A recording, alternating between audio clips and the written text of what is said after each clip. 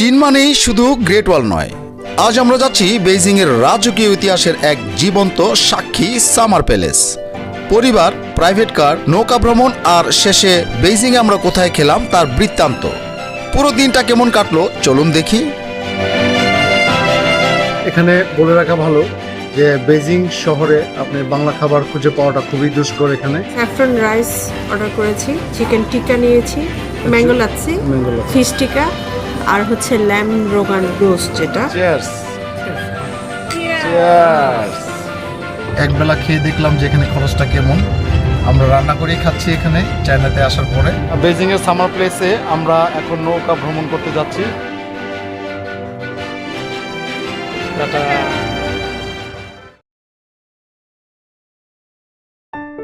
আমাদের দিনটা শুরু হয় সকাল 8:30 আগেই বেইজিং এর সাগা হোটেলে কমপ্লিমেন্টারি বুফেট ব্রেকফাস্ট দিয়ে।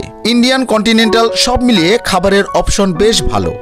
পরিবার নিয়ে ট্রাভেল করলে এমন ব্রেকফাস্ট সত্যি দিনের এনার্জি বাড়িয়ে দেয়। Hi, হাই 大家好 ইয়া，Welcome to China，北京。 mister Mr. Lee, ready I'm your driver today. ইয়া হ্যালো বন্ধুরা, কেমন আছেন সবাই? নিশ্চয়ই ভালো আছেন। Welcome to my channel Sanjay সফর বিডি। চীন ভ্রমণের চতুর্থ পর্বে সবাইকে স্বাগতম।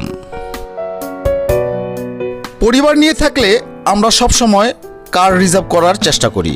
কমফোর্টেবল, সময়ের ঝামেলা নেই আর সারাদিন নিশ্চিন্তে ঘোরা যায়।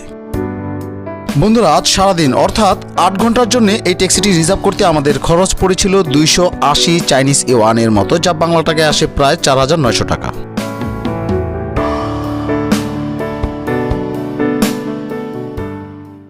A few moments later. আমরা টিকিট কেটে ঢুকে পড়লাম ঐতিহাসিক সামার প্যালেসে। একসময় চীনা সম্রাটদের গ্রীষ্মকালীন অবকাশ কেন্দ্র ছিল এই জায়গা। পশ্চিম উপকণ্ঠে অর্থাৎ বেইজিং শহরতলির 15 কিলোমিটার দূরে অবস্থিত গ্রীষ্মকালীন প্রাসাদটি একটি বিশ্বখ্যাত রাজকীয় উদ্যান হিসেবে পরিচিত, যা আগে কিংই গার্ডেন নামে পরিচিত ছিল। 1888 সালে সংস্কারের পর এটিকে বর্তমানে সাধারণভাবে উল্লেখ করা নতুন নাম দেওয়া হয়, গ্রীষ্মকালীন প্রাসাদ বা সামার প্যালেস। সংস্কার সম্পন্ন করতে 10 বছর সময় লেগেছে, যার জন্য 30 মিলিয়ন ট্রিল রূপা বিনিয়োগ করা হয়েছিল। এখানে বলে রাখা ভালো, 293 হেক্টর আয়তনের এই গ্রীষ্মকালীন প্রাসাদটি মূলত দীর্ঘায়ু পাহাড় এবং কুনমিং হ্রদ নিয়ে গঠিত।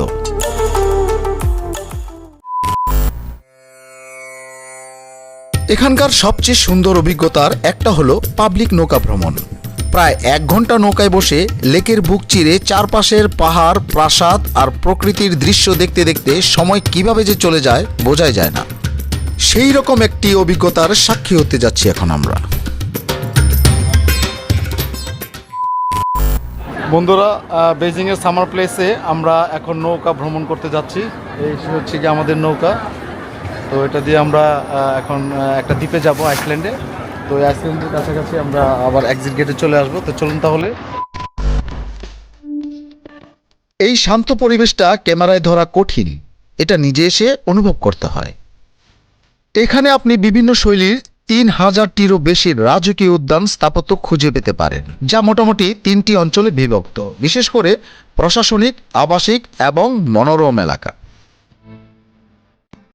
গ্রীষ্মকালীন প্রাসাদ বা এই সামার প্যালেস বিশ্বের অন্য কোথাও খুব কমই পাওয়া যায়।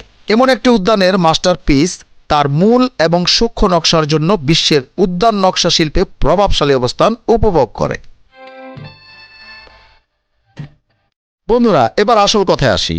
বেইজিং এ সামার প্যালেস টিকিটের দাম ঋতুভেদে পরিবর্তন হয়ে থাকে। যেমন পিক সিজনে অর্থাৎ এপ্রিল থেকে অক্টোবর পর্যন্ত সাধারণ প্রবেশের জন্য প্রায় 30 চাইনিজ ইয়ান এবং অফ পিক অর্থাৎ নভেম্বর থেকে মার্চ মাস পর্যন্ত 20 চাইনিজ ইয়ান হয়ে থাকে।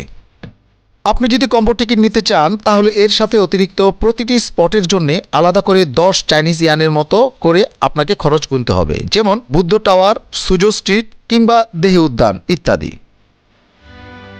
এখানে কুনমিন লেকে নৌকা ভ্রমণের জন্য কিন্তু আলাদা করে নৌঘাট হইতে টিকিট সংগ্রহ করিতে হইবে। আমরা যে বোট রাইডটি করেছি তাতে আমাদের জনপ্রতি টিকিটের দাম পড়েছিল প্রায় 50 চাইনিজ ইয়নের মতো।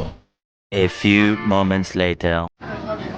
এখানে জানিয়ে রাখা ভালো, এই সকল টিকিট আপনারা সরাসরি এখানে এসে কাউন্টার থেকে অথবা অনলাইনে বুকিংয়ের মাধ্যমে সংগ্রহ করতে পারবেন।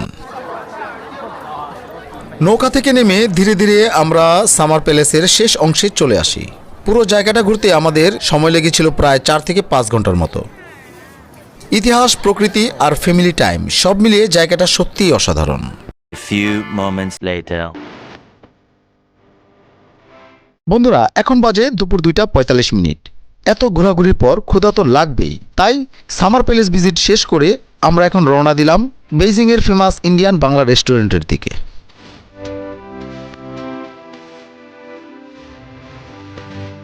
পরিবার নিয়ে বিদেশ ভ্রমণের সবচেয়ে সুন্দর দিক হলো একসাথে নতুন স্মৃতি তৈরি করা। এই দিনটি আমাদের জন্য ঠিক তেমনই এক স্পেশাল দিন। 1 hour later.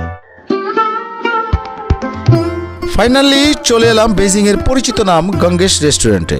আমাদের গাইড কাম ড্রাইভার সহ পুরো পরিবার একসাথে দুপুরের খাবার খাবো এখানেই।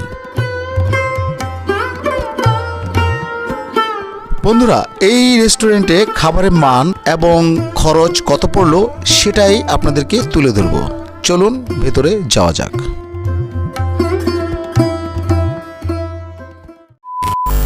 আমরা কি অর্ডার করেছি কি বলতে পারবে? আমরা স্যাফরন রাইস অর্ডার করেছি 4 জনের জন্য। তারপর একটা চিকেন টিক্কা নিয়েছি, একটা fish তারপর tikka, একটা ফিশ টিক্কা, আর হচ্ছে ল্যাম রোগান রোস্ট যেটা ওটা নিয়েছি। আচ্ছা, মানে মাটন আর কি, mutton mutton mutton rezala, mutton রেজালাটা, আর ম্যাঙ্গো লাচ্ছি। ম্যাঙ্গোলা, এই তো এই আর প্লেন ওয়াটার। বাবুচি কি ইন্ডিয়ান? বাবুর্চিটা Indian, chef? মানে মাত্র শেফটা দেখলাম যে ইন্ডিয়ান বের হলো, আচ্ছা, এই কারণে আচ্ছা। একটু শান্তি লাগলো। তো অবশ্যই হালাল হবে, বাকিটা আসুক খাবার, দেখা যাক। এখানে বলে রাখা ভালো যে বেইজিং শহরে আপনি বাংলা খাবার খুঁজে পাওয়াটা খুবই দুষ্কর। এখানে আমরা অনেক সার্চ দিয়েছি, কোনো বাংলা খাবার কোনো রেস্টুরেন্ট খুঁজে পাইনি। খুঁজতে খুঁজতে আমরা পেলাম গঙ্গেশ রেস্টুরেন্ট। এটা ইন্ডিয়ান একটা রেস্টুরেন্ট। তো এখানে আমরা কি অর্ডার দিলাম, কি খেলাম এবং কত টাকা খরচ পড়লো, এখানকার খাবারের মান কেমন, এই ব্যাপারে আপনাদেরকে অবশ্যই জানাবো।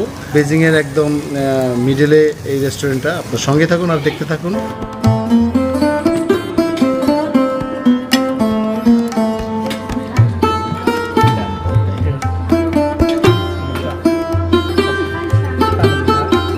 এখানে খাবারের মান ঠিকঠাক, স্বাদের কথা বললে ইন্ডিয়ান বাঙালি ধাঁচের, আর পরিবেশ ফ্যামিলি ফ্রেন্ডলি।